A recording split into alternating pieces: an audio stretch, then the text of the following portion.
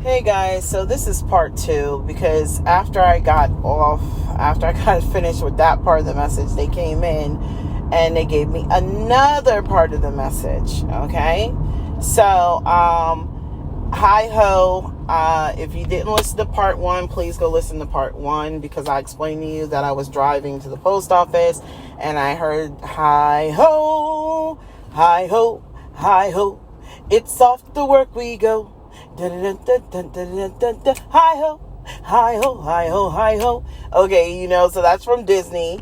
And what my guides are telling me is that the second part of this message is that there are karmic hoes that are now going to have to go back to work because they have been manipulating divine masculines. And there's karmic, when I say karmic hoes, I mean men too. Men too, because there are karmic men out here, and y'all ladies know who I'm talking about, the ones that could lay the pipe and then you sit there and do everything and you like, hold on, I don't even understand, why am I taking care of a grown-ass man? And this is because he's been using the pipe to keep you stigmatized, okay? And that shit is broken. Whatever spells, sex magic he was using, whatever little Masonic, demonic little voice control he was using, that shit is broken. Okay, and y'all are like, I don't even want that dusty dick anyway because it made me sick. It threw my pH off. Okay, and if it threw my pH off, that was a sign from God that I shouldn't even be messing with you. Okay, so, and this can go for my divine masculines too. Y'all know y'all were messing with that punani that was causing all kinds of health issues, and you couldn't figure out why. It was itching, scratching. Okay, dirt McGirt down there. All right, the itchy and scratchy show.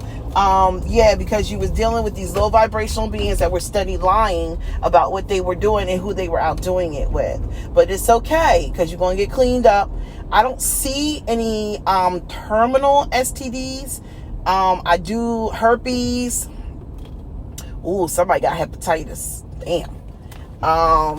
Trichomoniasis, gonorrhea, chlamydia. What's that? There's some kind of bacteria that blocks the urine stream so you can't pee.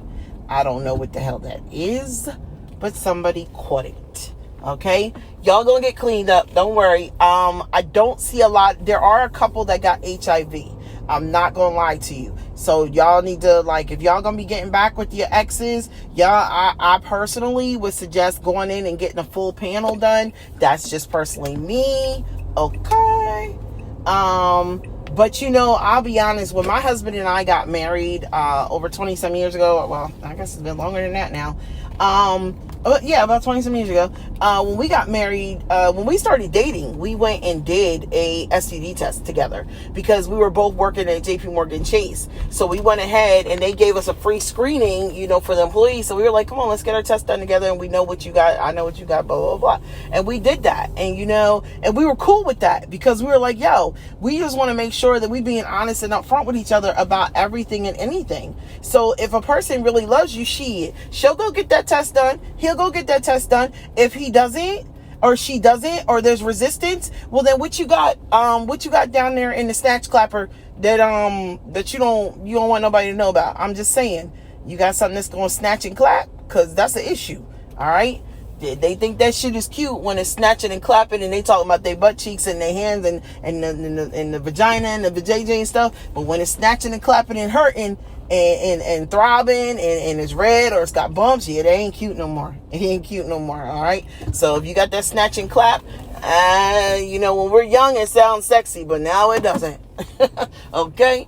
But either way, what they wanted me to say is there's some karmics and men and women that are going to be headed back to work. Okay, because now that the divine partnerships are not, these divines are waking up and they're not tolerating this shit anymore. A lot of the manipulation that these people used to use that used to cause us to have to take care of them, it's done. It's done. So hi ho, it's off to work you go. So it's gonna be some high hoes in the morning. Okay, off to work you go, because that manipulation that you've been running don't work no more. And but you gotta get a job. Okay, you gonna have to work. No more manipulating the other person for money, using your baby daddy, your baby mama for money and shit, or Yeah, no more of those games. So that was the other part they said of hi ho. I'm dying because they're saying divines be nice, divine masculines, divine feminines be nice, because you know that if you listen to this reading, you know damn well when they come to pick up the kids that you're gonna be like wanting to say underneath your breath, hi ho, it's off to work we go, and they're gonna be like, what'd you say? Oh, nothing. The kids was watching Snow White and the Seven Dwarfs, before you came to pick them up. All right, have a good weekend with Daddy. Have a good weekend with Mommy. Yo, don't do it. Don't do it. We're bigger than that. We surely are. Okay. That was the other part of the message that they wanted me to give, okay? That people are going to have to head back to work, take care of themselves. A lot of you guys have been helping people that are under judgment that weren't supposed to get help. And the crazy thing about it, I'm also seeing visions that as soon as you get these people out your life and you put these boundaries in place, I'm hearing they're showing me Oprah Winfrey. You get a new car and you get a new car. So I think somebody's going to be buying a new car. Is what I'm hearing. Now, I don't know if this is because the karmic masculine or feminine is doing something to your car, but I do hear that some of you guys are going to be buying a new car, okay? There's going to be a lot of stuff that's going to be given to you, or a lot of things that you're going to got because you're getting this karmic energy out of your space and out of your life, and you're putting these boundaries in place. So like I said, some of them are going to jail. So once they're gone, your light will be able to shine. You'll be able to step into honestly the life that you had probably before this person showed up in your life, which was pretty damn good, okay? But I mean, think back, guys. Just think back to like when for the very first time you met the karmic, and where your life was when you met this person, this baby mama, this baby daddy, before you even had your kids. What was your life like when you first met them? I want you to imagine what your life was at that moment before you met them, and God just said multiply it 10 times 10-fold, okay? He said he's about to give you that times 10 back. So for those of you who had financial stability, multiply that times 10. You're about to get that back times 10. Okay. For those of you who had cars, homes, different things that you lost in these karmic relationships, dealing with these people. And the reason why is because, like I said, you cannot cast pearls on swine. You cannot try and bless or save a person that is under judgment. They have got to go to that judgment. If you jump in and you try to help them through the judgment, or you try to take the judgment on, then God's going to say, okay, fine, here, shit, you can take the burden. Hell, go right ahead and take half the burden. Okay. But, and then when you decide like, you know what, Lord, I think I was wrong. I'm gonna back up out of this. Okay. I'm a tag team out this, and I think you got this. He'll be like, oh, okay. You recognize now that that you came in my classroom, you tried to come in my classroom, take over how I was teaching somebody a lesson. Are you serious? Oh, okay. So now you recognize when I took your car, your money, your home, I stripped your ass down. You can't manifest 50 cents. You can't turn 50 cents into $1, but you can damn sure turn 50 cents into 25 cents. You notice your manifestation started going backwards. Now you recognize that you took somebody out my classroom. I had them in my classroom for a reason. I had them struggling for a reason. And you thought you were going to come in and play big baller, shot caller. But I said, oh, hell no. Okay. So now the Most High is like, okay, all right, you recognizing now? You recognizing your mistake? So I'm hearing some divine masculines and feminines. Y'all, I hear some of y'all apologizing to God. Like, God, I'm sorry. You gave me all the signs that I was not supposed to take this person in my life. I was not supposed to have a baby with this person. I was supposed to do these things, but I didn't listen to you. And so now I am releasing this to you, this person, this situation.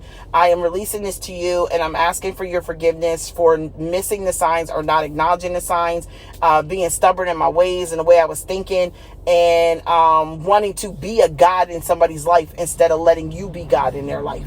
Because honestly, I'm gonna keep it 100. What he's telling me is the reason why some of this went down the way it was is because some of y'all had codependency issues that you had to fix, and also you had issues where you validated yourself through other people. You had people approval addiction where you wanted to get that approval of picture. I'm sorry, I'm in the garage at the Walmart, and I just can't understand why you be racing the damn Mustang through the garage in the Walmart. Like, what kind of idiocracy is this? It's a whole road out there. Why are you racing through the Walmart with the families here? Idiocracy. Oh, I swear, he probably has short syndrome. Ugh. But either or, okay? So what I'm getting at is that some of you guys are now recognizing that, you know what, this is not a game. If I go in God's classroom and I go in, and these idiots, if I go in God's classroom and decide to pull a person out of God's classroom by helping them and not understanding that the reason why they're going through financial difficulty is for a specific reason, I'm going to go through issues. So now y'all learned that lesson. Y'all apologizing to the Most High. You're reconnecting. You're realizing that you can't be a God in someone's life. You've got to, God could only be the only God in a person's life. Okay. When this person calls on you, because a lot of y'all were playing Captain Save-A-Ho to these men and women, you have to stop. You got to stop doing that, because then these people start calling on you instead of calling on God, and then God says, oh, okay, so they called on you instead of me. Okay, boom. Let me remind all of y'all who the hell I am in this scenario, because obviously y'all don't remember. I am the one that you're supposed to call on. I'm the one, when you get on your knees, you're not supposed to be getting on your knees to give him fellatio or give her fellatio and make that your God to get something out of that person. You're supposed to be on your knees praying to me. But see, this is where lust has been coming in. People been using lust, and they've been getting on their knees to the wrong God. Okay? And I want y'all to just picture that. They on their knees to the wrong fucking God. He said, I want you to think long and hard about what Sapphire just said. Okay? And go from there. All right? So, I wanted to bring that message back. And the Most High said, you about to be blessed tenfold for the ending of these karmic partnerships and letting these people go through their judgment. Okay? And don't worry, anything they try and bring up to you, I'm gonna smack that shit down like a fly. It's not gonna work. He didn't say shit though. He said, let me let you know that that's my word, because I'll get in trouble for that. But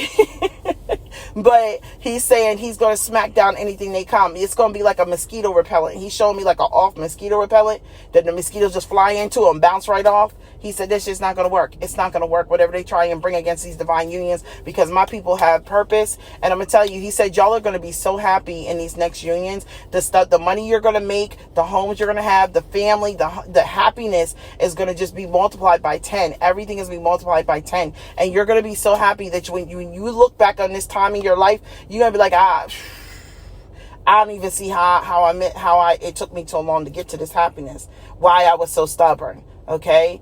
But he thanks you for relinquishing control of that other party to him, because now he got work to do with them. All right? So, thus saith the Spirit of the Most High. I love y'all. Bye.